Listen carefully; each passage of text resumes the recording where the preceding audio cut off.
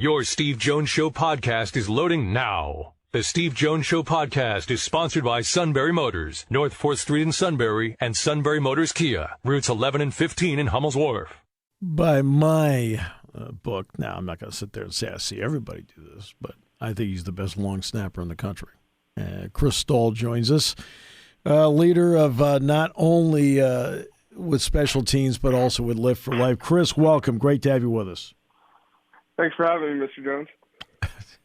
I've been trying for how many years to break you of that? You know, you can call, he calls me Mr. Jones, and they only do it because they're trying to be polite, right? It's not an age thing, right? All right, I'm just kidding, Chris. Lift for Life ended up being a great success last Thursday. What did it mean just for everybody to get it back out there for people to see it again? Yeah, I think, obviously everyone in the world has been dealing with some stuff the past 2 years, keeping us inside, keeping us distancing and all that. And I think it was good for not only my teammates and myself to interact with the community, but the Penn State fans and the community itself to interact with us and kind of see our faces, see how we're working, and kind of enjoy this time of the summer. In the end, how many meetings did you guys have during the course of the year, and what kind of organization does it take to put an event like that together? Yeah, pretty much as soon as, the football season is over, obviously everything goes to, off-season workouts, stuff like that, but me and my leadership team start working on planning Live for Life, for what we can do, what events we can hold, for the kids, what are some different exercises we can do to kind of engage some fans. And this year, the main thing was, were we allowed to have fans or not? And obviously, we were super blessed to be able to have fans, for the first time since 2019, I believe. Yes. So it was really, really nice to finally get back into it. Obviously, it took some time planning it, but my team did a great job, and a bunch of other people behind the scenes of getting everything set up. As you review it, Chris, because that's something that'll be the next part. You need to review it and say, okay, what did you like about it, and what do you want to improve about it? I liked that. We were able to have a little area for the kids and have them interact with our freshmen and really kind of, just engage with them, separate from reality for a little bit and just have some fun. Really liked how we were able to compete on the bench. Definitely would like a little bit more fan engagement.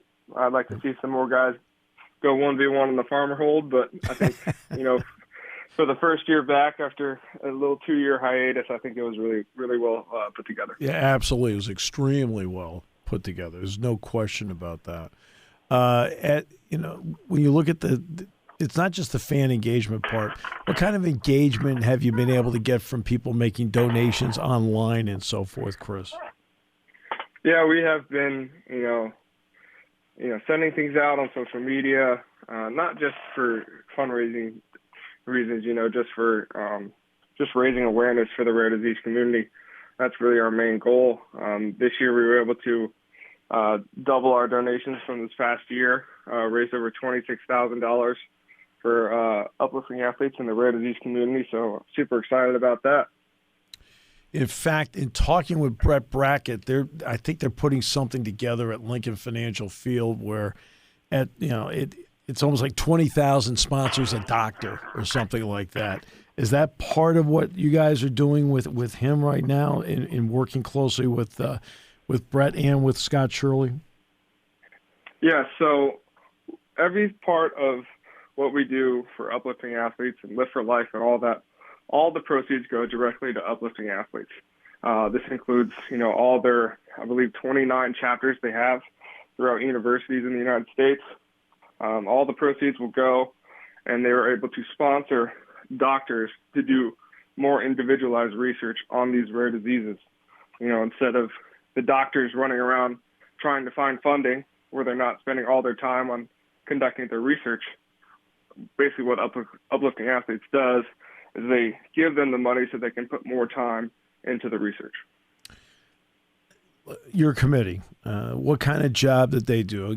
Obviously you're the head of it, so people will look to you just like we are talking with you about everything that happened. What kind of job did your committee do, and the organization of it? Yeah, I mean, everyone was really helpful, and not only physically setting up the Lift for Life event, although we like to assign some things to our freshmen. That's normally a tradition. Yes, I noticed in the breakdown who was breaking things down.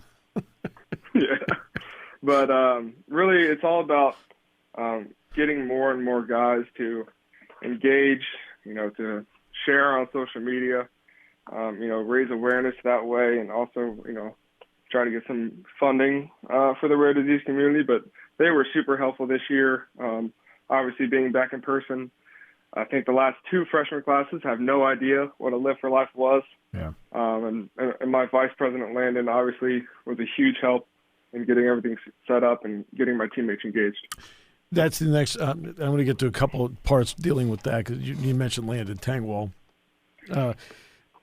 When it comes to the participation of it, I think you had, 80? At least 80, right? Players? Yeah, at least 80, 90 players out there? Yes, sir. Yeah. What does it tell you about their desire? Now, it's a benefit because it's still a workout. That's part of it. But the fact that they wanted to be a part of it, what does that tell? What should that tell all of us? I think that's, the family aspect of our team. Obviously, Coach Franklin preaches that all the time, but I think we really accept it, and we really truly feel that love for us and for each other. And that expanded this weekend, not only with the community that was there, all of our Penn State fans, but the rare disease community as well, showing them that we're here for them. We are the extension of their family, and they're not alone in their battle. This one now, and I brought this up last week, and I'll bring it up with you. In a time of name, image, and likeness, and everybody sees this big deal here or that big deal there, what does that tell us about the college athlete, about what their mindset actually is, and the ability to use your name to give back? Because right now, everywhere we look, it makes it seem like the college athlete's trying to take. Yeah, I mean, name, image, and likeness, I think, everyone has their opinion on it, but the one thing that everyone can agree on is athletes are able to use their platform for good. Yep. You see a bunch of guys all around the country doing amazing things in their community, helping people out, helping families in need, whether it be themselves, or other families. And I think this weekend was just a super awesome event for guys to, share their faces. And, you got Drew Aller hanging out with the kids. I'm sure they absolutely loved it. He had fun too, I'm sure. He did. It's just all about our community engagement, letting people know that, we're there for them just as much as they are for us on Saturday nights.